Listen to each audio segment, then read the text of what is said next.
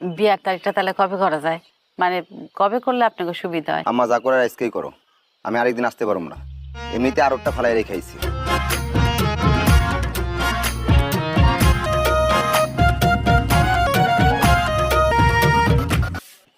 কিরে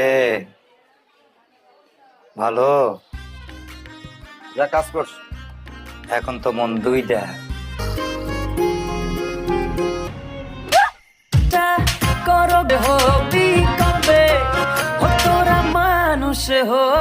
বুঝছি না, এত প্যান পানি ভালো লাগে না।